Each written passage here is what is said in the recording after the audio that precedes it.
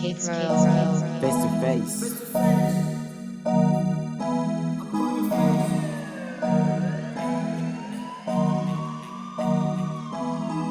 Shit is upside down, yeah. Every time I drop, I see my life change. I'm recording, yeah.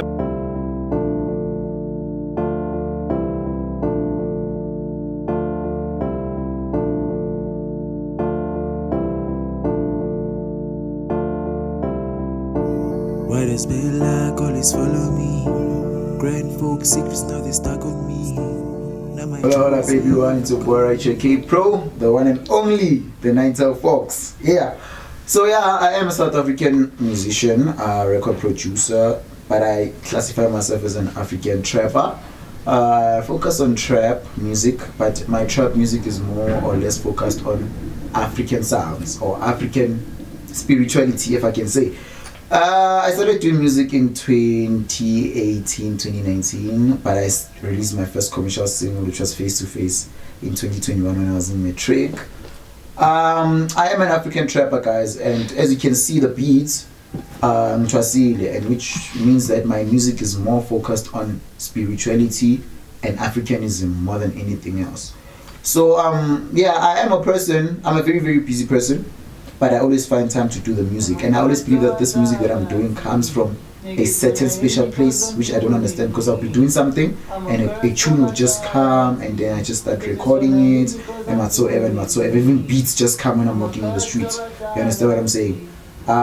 So my project, which is Cursed to Abathakathi, is my first hip-hop album, which I've been talking about for the past 4 years, but the title was not Cursed to Abathakathi, it was something else. Why did I call it the Curse to Abathakathi? It's because I am a curse to my enemies, a curse to people that are negative towards me, a curse in the African spirituality potion, right? So Curse to Abathakathi is a 10-track album. It has 10 tracks. It took me 4 years to put together this album. It has songs that I recorded in 2019, 2020. I worked with ISP Records. I worked with various producers, with Second from Cape Town.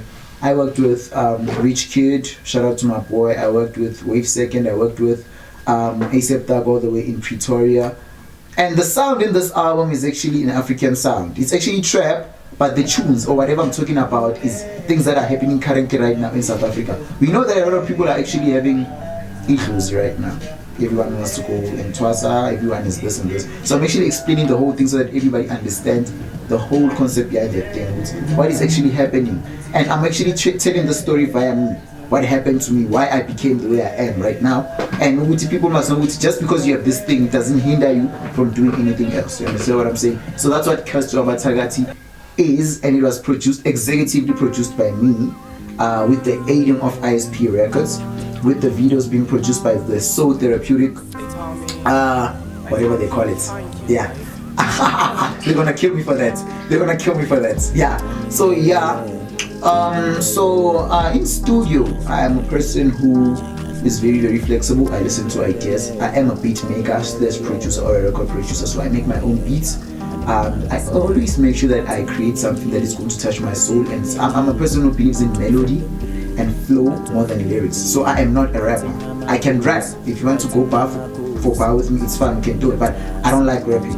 I am a person who believes in easy raps, flow, and just melody, African sound. I was inspired by a rough ATM and all those kind of things. So that's what I do when I'm in the studio. I always work with that, and that's what I focus on when I'm in the studio. And in most cases when I record, I always prefer that I'm with maybe 1 or 2 people. Having a lot of people makes me feel uncomfortable sometimes because I fail to explore that idea that I have, right? I write my own lyrics. All the songs on the album, I wrote my own lyrics, and I wrote those songs in less than 5 minutes, right? But the whole work was into me actually recording the whole song and the whole album. It took me a lot of years because I was ePhethweni and all those kind of things. Some songs actually come from ePhethweni. They were coming up as I was busy doing my spiritual journey things, right? So yeah, that's Cursed to Abathakathi album. The life cycle of the album is going to be probably 3 years, because I am really hoping to motivate, to inspire, just change lives of people with this album. I really don't care about the charts. I really don't care about. It's gonna have billions and billions of streams, but I really don't care about competing. I just wanna drop this beautiful body of work, this masterpiece, and let people digest it. It might take time for some people to understand it, but as soon as it enters their system, they're gonna notice that this is a masterpiece. And I'll be pushing this project. I don't think I'll be dropping any other album for the next 3 years or 4 years. What inspired me to make this album is obviously my spiritual journey and Africa as a whole. And just being, having pride and being proud of what you are. As you can see, everything that I do, even when I tutor kids, I'm wearing my ancestral regalia. I have my beads on. I don't hide anything, even when I'm performing. When I have these shows that are coming up this year, I'll definitely be wearing all these kind of things, and the team that I'm working with. So that's what people can actually expect from this album. A whole lot of tours, a whole lot of radio interviews, a whole lot of photo shoots, a whole lot of open workshops, a whole lot of just vibes and vibes and vibes. But the main thing is to inspire the next person. Whether you're in a rural area, the township, the city, this album is for you. Yeah, so that's Curse to Abathakathi album.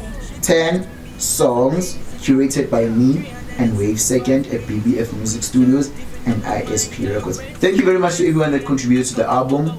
From Inspiration at ATM, I'm talking about MC the Hustler, Saudi, Strava, and Raf ATM. They had a lot of contribution towards this album. I mean, in terms of the thinking method and everything like that. Shout out to So Therapeutic podcast or team, with them being the ones who were pushing me to actually drop this album. I wouldn't be dropping this album if it was not for them, and also their work on the visual side of things. I really appreciate them as a team. Shout out to everyone that has appeared on the music videos. Shout out to everyone that has appeared behind the songs, the backups. There's appearances of certain artists that were not credited. Shout out to Pitori Boy, Sean Sitau. Shout out to everyone that I worked with in this project, and I just hope that this project is going to be blissful and it's going to touch lives and inspire the next person who was like me. Shout out.